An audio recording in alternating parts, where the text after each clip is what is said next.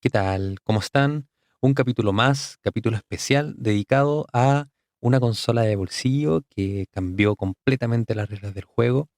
Y el día de hoy queremos regalarles algo distinto a un capítulo donde solo recordaremos algún videojuego famoso o nuestras experiencias de la infancia, sino que también queremos enlazarlo y contarles un poco de la mística, la leyenda que se escribió detrás de la creación de esta consola y que marcó la industria del videojuego.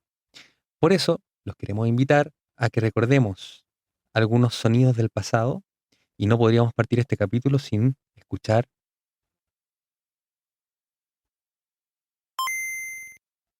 ese mítico sonido de nuestra querida Game Boy. Em, ¿Cómo olvidar cuando hacíamos clic o movíamos ese pequeño interruptor hacia arriba y escuchábamos ese zumbido que acabamos de escuchar? Y se prendía esa pantalla verde que era un poco difícil de enfocar. Algunos probablemente ya la tenían algo desgastada y se veía prácticamente blanquecina. Quizá incluso algunos jugaron de noche con alguna lámpara que trataba de iluminar un poco esos píxeles, ¿cierto? Esa matriz de puntos de la pantalla de la Game Boy. A lo mejor te tocó en un viaje en bus o al colegio, acercándote a una ventana para lograr ver.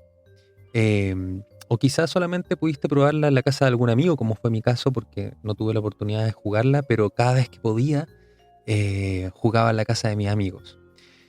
Así es como hoy vamos a hablar de esta pequeña máquina que nos acompañó en silencios, esperas, viajes e incluso nos acompaña hasta el día de hoy. Em, pero no haremos un capítulo, como ya les comenté, sobre el plástico, baterías y circuitos, sino que también queremos enlazarlo con el hombre que cambió para siempre la forma en la que entendíamos videojuegos y y que además, de manera irónica, fue quedando en segundo plano varias veces en la historia de Nintendo y en la historia de los videojuegos. Este hombre era Gunpei Yokoi.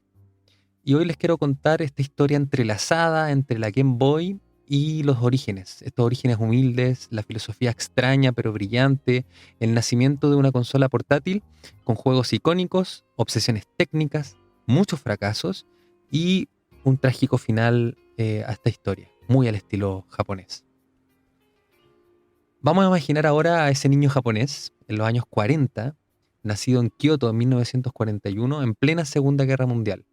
No creció rodeado de computadoras, ni pantallas, ni mucho menos consolas que ni pensaban en llegar. Creció en una época en la que los juguetes eran mecánicos, simples y a veces había que inventarlos uno mismo. Ese niño se llamaba Gunpei Yokoi. Era tímido, reservado, observador, más que hablador. Le encantaba desmontar cosas, pero no para romperlas por maldad, sino para investigar qué había dentro. Quería saber cómo funcionaban los mecanismos. ¿Qué pasaba si girabas una pieza, si invertías un resorte y si cambiaba algún engranaje? Con el tiempo estudió ingeniería electrónica. No apuntaba a ser famoso ni a revolucionar la industria del entretenimiento. Quería un trabajo estable, técnico, donde pudiera usar las manos y la cabeza. Y ahí aparece Nintendo, pero no la Nintendo que conocemos nosotros. En los años 60, Nintendo no hacía consolas de videojuegos, hacía cartas, cartas Hanafuda, cartas occidentales y juguetes varios. Yokoi entra a Nintendo como un empleado más, trabajando en la fábrica, manteniendo máquinas, nada glamoroso ni nada épico, aún. Si la historia hubiese sido un poco distinta, quizá jamás habríamos escuchado su nombre. Hay momentos en la vida donde todo pega un giro inesperado y aparentemente pequeño. A mediados de los 60, Yokoi estaba aburrido en su lugar de trabajo, con piezas sueltas y un poco de ingenio, construye un juguete mecánico, un brazo extensible que se abre y cierra al apretar un mango. Lo usa para agarrar cosas a distancias. Simplemente partió jugando. El presidente de Nintendo en ese tiempo, Hiroshi Yamauchi, pasa por la planta. Ve a Yokoi con este invento improvisado y le pregunta qué es. Yokoi se lo muestra, medio nervioso. Yamauchi ve algo más que un juguete de fábrica. Ve un producto. Le dice, convierte esto en algo que podamos vender. Este juguete terminaría siendo la Ultra Hand y vendería más de 1 millón de unidades. De la noche a la mañana, un técnico, anónimo, se convierte finalmente en un inventor estrella. Y desde ahí, Nintendo ya no ve a Yokoi como el tipo que arregla máquinas, sino que como un creador. Pero lo más importante fueron las ventas. Fue la filosofía que empezó a formar en su cabeza. Yokoi entendió que incluso hoy muchas empresas no logran comprender. Él no creía que el futuro estuviese en usar la tecnología más nueva, más cara, más compleja. Creía en otra cosa: pensamiento lateral con tecnología marchita. ¿Qué significa esto? Tecnología marchita no quiere decir que esté mala, quiere decir que está madura. Ya es barata, está probada, es estable y confiable. En lugar de competir por tener el procesador más rápido o la pantalla más brillante, Yokoi prefería tomar la tecnología que ya estaba vieja para el mercado, punta de lanza, y darle un uso creativo e inesperado. Mientras otros se preocupaban por los polígonos y los colores, Yokoi se preguntaba: ¿cómo hago que esto sea divertido para alguien que tiene 10 minutos libres en un tren? Esa forma de pensar es la raíz, el ADN de lo que sería la Game Boy. Antes de Game Boy hubo un experimento que fue un trampolín. Cuenta la historia que Yokoi va en un tren y ve a un hombre de negocios jugando con su calculadora, apretando botones sin hacer nada en particular, solo matando el tiempo. Y Yokoi piensa: si esta calculadora, en lugar de números, mostrara un pequeño muñequito saltando, ¿no sería mucho más entretenido? De esa idea nacen los Game ⁇ Watch, pequeñas máquinas con pantalla LCD, cada una con un solo juego y un reloj integrado. Un concepto simple: pantalla fija con posiciones predibujadas, un juego muy sencillo: saltar, atrapar, esquivar, controles mínimos y una estructura portátil. Pero fueron un éxito brutal. Vendieron más de 43 millones alrededor del mundo. Y ahí empiezan las cosas importantes. Nintendo se da cuenta que hay mercado para jugar fuera de casa. Yokoi aprende a exprimir pantallas limitadas hasta volverlas memorables. Y nace algo muy importante: el D-pad, la cruceta que luego redefiniría completamente la forma de jugar en las consolas. Nintendo crece y con el tiempo, Yokoi no solo hace juguetes, produce juegos como Donkey Kong, ayuda a formar a un tal Shigeru Miyamoto y participa en la creación de sagas como Metroid y Kid Icarus. En un punto dentro de Nintendo, él ya no es un buen ingeniero, ahora es un pilar. Mientras tanto, la empresa crece, llega Famicom y la NES. Los videojuegos hogareños explotan y Nintendo se convierte en un monstruo del entretenimiento. Pero Yokoi sigue obsesionado con algo: la portabilidad. Él no quiere la diversión que se quede pegada al televisor del living, quiere que se vaya contigo, a cualquier parte. A finales de los 80, Nintendo le encarga a Yokoi y su equipo el RD1, el diseño de una nueva consola portátil, no un simple Game ⁇ Watch, sino algo que pudiera cambiar el juego con cartuchos como lo era la Famicom de bolsillo. Mientras tanto, la competencia apuntaba alto. Atari preparaba la Lynx, con gráficos avanzados, colores y efectos, y Sega lanzaría la Game Gear, con pantalla a color y mucha más potencia. La lógica del mercado decía: más color, más poder, más wow, símbolo de éxito. Yokoi decide hacer exactamente lo contrario.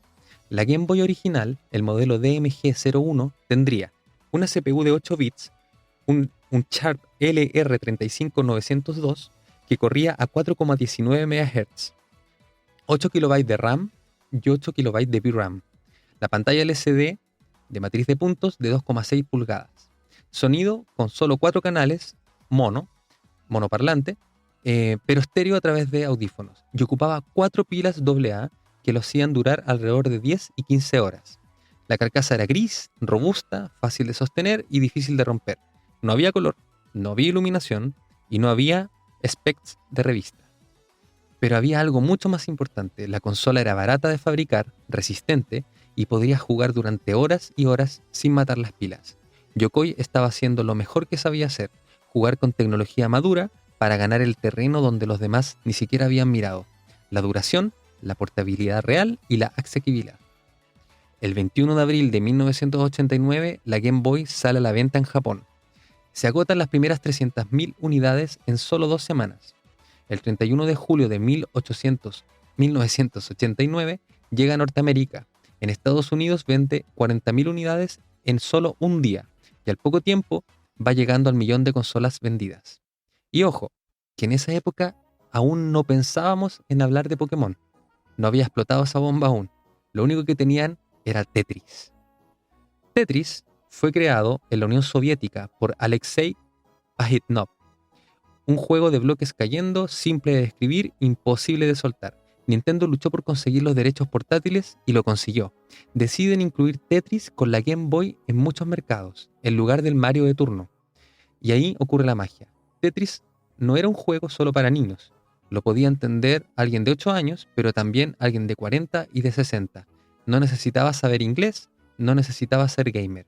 Tetris se convierte en el idioma universal de la Game Boy. Se calcula que el Tetris de Game Boy vendió más de 35 millones de copias, siendo uno de los juegos más vendidos de la historia de la consola. Y gracias a eso, de pronto, no era raro ver a papás quitándoles la Game Boy a sus hijos, solo por un rato. Gente en oficinas jugando en el break, adultos mayores que jamás tuvieron una consola en su vida, pero sí tuvieron la Game Boy con la Tetris. La idea de Yokoi se concreta. No hace falta la tecnología más puntera para conquistar el mundo. Hace falta un diseño inteligente, un buen juego y una consola pensada para la vida real. La Game Boy se vuelve, de verdad, un objeto cultural. Y aquí vamos a hacer una pausa para contar unas historias o anécdotas míticas. Durante la Guerra del Golfo, un soldado estadounidense llamado Stephen Coggins tenía una Game Boy cuando su cuartel fue bombardeado. La consola se quedó quemada, derretida, carbonizada, con los botones derretidos y el plástico retorcido, pero aún seguía funcionando el Tetris. Nintendo le reemplazó la consola y la dañada fue exhibida durante años en la tienda de Nintendo de Nueva York como un símbolo de lo resistente que era la pequeña máquina. Luego, en 1993, el cosmonauta ruso Alexander Serebrov llegó con una Game Boy a la estación espacial Mir. Fue el primer videojuego jugado oficialmente en el espacio. Esa consola dio más de 3.000 vueltas a la Tierra y pasó 196 días en órbita, más de medio año flotando con microgravedad, con una pantalla verde y piezas cayendo. Al pensarlo, de todos los dispositivos que podía llevar, eligió una Game Boy con el Tetris, porque era pequeña, confiable y porque en el fondo lo que necesitaba era matar el tiempo, desconectarse un rato e incluso estando fuera de la Tierra. La Game Boy no solo estuvo en mochilas, bolsillos, estuvo en la guerra, estuvo en el espacio, estuvo en hospitales, salas de espera, patios del colegio, buses, aviones, casas de abuelos, en todos lados. Bueno, ahora hagamos una pequeña pausa técnica, ¿ya? Pero la contaremos con cariño. La Game Boy no era una bestia de poder y eso era algo deliberado. Su procesador Sharp LR35902 de 8 bits no se comparaba con una consola de sobremesa, pero fue suficiente para mover sprites simples y un scroll suave. Tenía 8 KB de RAM y 8 KB de memoria de video. Para los estándares actuales eso es ridículo, pero los desarrolladores se volvieron verdaderos magos para optimizar cada byte. La pantalla LCD de 160 x 144 megapíxeles solo mostraba 4 tonos de gris verdoso, pero eso obligó a diseñar gráficos muy legibles, siluetas claras y fondos simples. El sonido, aunque también era simple, tenía 4 canales, 2 de onda cuadrada, 1 de wave y 1 de ruido, suficiente para melodías pegajosas que todavía tarareamos. Y las 4 pilas AA daban horas y horas de autonomía, algo fundamental en una época donde cargar un dispositivo no era algo habitual. La debilidad técnica se convertía en una especie de filtro creativo. Si un juego era bueno en Game Boy, era porque su diseño era sólido. No había un lujo visual que lo salvara. A lo largo de más de una década, el catálogo de la Game Boy se fue volviendo enorme. Pero hay varios títulos que marcaron no solo la consola, sino que a las generaciones completas. Vamos a partir por el más icónico de todos, Pokémon. En 1996, casi al final del ciclo de vida de la Game Boy original, aparece Pokémon rojo y verde en Japón, rojo y azul para Occidente. A simple vista, un RPG raro con bichos coleccionables, pero tenía algo que conectaba perfecto con una idea que Yokoi había impulsado, el cable Link. La Game Boy permitía conectar 2 consolas con un cable para poder jugar multijugador o intercambiar datos. Era una función mágica para la época. Pokémon la usaba como núcleo del diseño. No puedes atraparlos a todos, solo necesitas intercambiar con otra persona. La consola portátil se convierte en una excusa para socializar, para mostrar tu equipo, para intercambiar criaturas. Pokémon se transforma en el juego más vendido de la historia de la Game Boy con alrededor de 46 millones de copias combinadas de la primera generación. Y de paso, rescata a Nintendo de una época complicada financieramente. Todo gracias a una consola monocromática que muchos consideraban pasada de moda. Tetris, como ya nombramos, no solo vendió millones, también fue protagonista de historias íntimas. La gente que lo jugaba para relajarse antes de dormir. Personas que decían que al cerrar los ojos seguían viendo piezas caer. Un fenómeno común que hasta tiene nombre, el efecto Tetris. El siguiente juego, icónico hasta el día de hoy, es Zelda. Un Zelda raro, onírico, nacido casi como un experimento interno del equipo, hecho en horas extra que terminó transformándose en una de las mejores historias jamás contadas de la portátil. No era Hyrule o Hyrule, no era Zelda, era una isla, personajes excéntricos y un final melancólico. Una atmósfera íntima. Bueno, ese juego incluso hemos visto cómo ha vuelto a nacer también para Nintendo Switch, y yo creo que muchos románticos de este título, de Link's Awakening, nos quedamos aún con la versión de Game Boy. Metroid 2, Samus Returns. En Game Boy, Samus vuelve a enfrentarse a los Metroides en un juego que expandió el lore de la saga, introduciendo especies nuevas de Metroid y sentando las bases para lo que vendría después. Otra vez, un mundo enorme comprimido en una pantalla pequeña con límites técnicos, pero compensado con una atmósfera y diseño inteligente. Kirby's Dream Land. Kirby nació en la Game Boy, blanco, redondo, simple, diseñado para ser perfectamente visible en una pantalla monocromática. Es un personaje que encarna muy bien la filosofía de Yokoi. Apariencia sencilla, mecánica fácil de entender, pero con mucha profundidad si quieres explorarla. Y por supuesto, Super Mario Land. En Super Mario Land, Mario viaja a Sarasaland, donde se enfrenta a enemigos distintos y hasta pilota un avión y un submarino. Es casi como un universo alternativo de Mario. No se siente igual que el Mario de sobremesa, pero era lo que lo hacía especial. Es una versión portátil, rara, experimental. Además, la Game Boy era una navaja suiza de los videojuegos con accesorios que eran como gadgets adicionales. La Game Boy Cámara, la Game Boy Printer podía sacar fotos en blanco y negro de bajísima resolución y luego imprimirlas con papel térmico.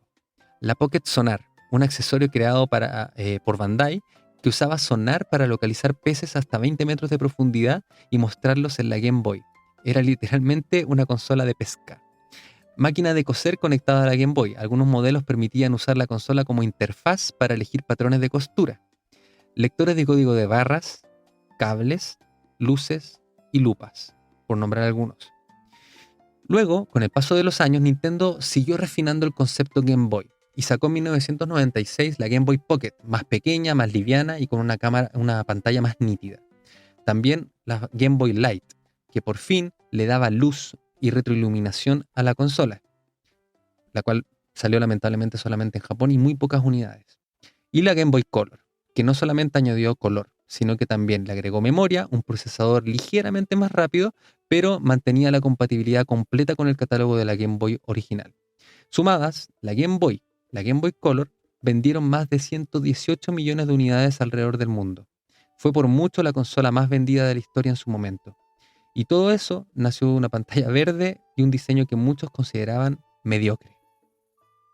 Pero como ya les habíamos anticipado, la vida de Yokoi no fue solo éxitos. A mediados de los 90, Nintendo lanza la Virtual Boy, una consola experimental con gráficos en rojo y negro que ofrecía una especie de pseudo realidad virtual. Era incómoda, cara, con un catálogo limitado y problemas de marketing. Fue un fracaso comercial. Hay distintas versiones de lo que pasó después, pero lo cierto es que a poco tiempo tras el desastre de la Virtual Boy, Yokoi deja Nintendo después de más de 30 años en la compañía. Hank Rogers, figura clave en traer Tetris a Game Boy, ha dicho que Yokoi hizo el negocio de los videojuegos de Nintendo por el amor de Dios, pero igual tuvo que irse cuando la Virtual Boy fue un desastre.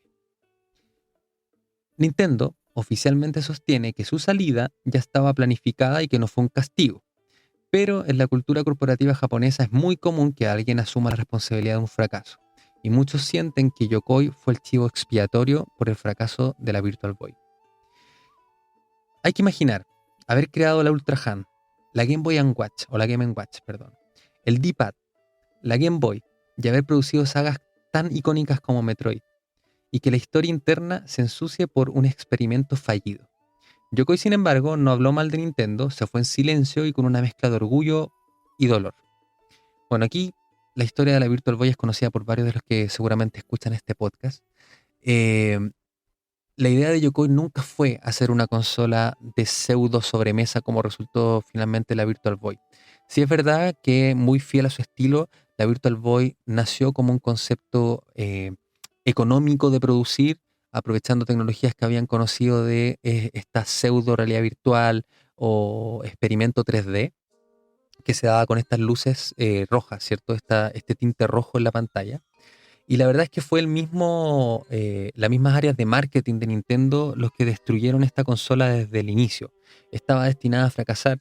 Una consola que en su caja venía llena de instructivos que en realidad eran carteles de peligro, donde limitaban el uso a no más de 20 o 30 minutos para evitar cualquier tipo de daño ocular, el cual que con el tiempo se descubrió que era completamente falso, no había posibilidad de tener daño ocular por usar ese dispositivo.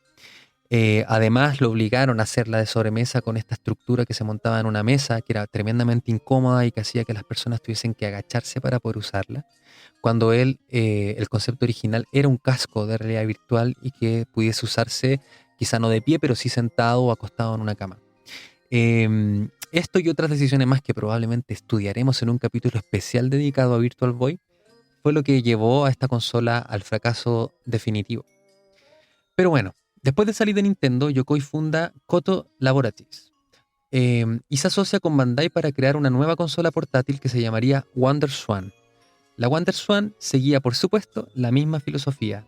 Era barata, muy eficiente en batería, un diseño ingenioso e incluso la posibilidad de usarse de manera horizontal o vertical. Era como si estuviéramos viendo a Yokoi decir todavía tengo algo que aportar y la idea portátil sigue viva.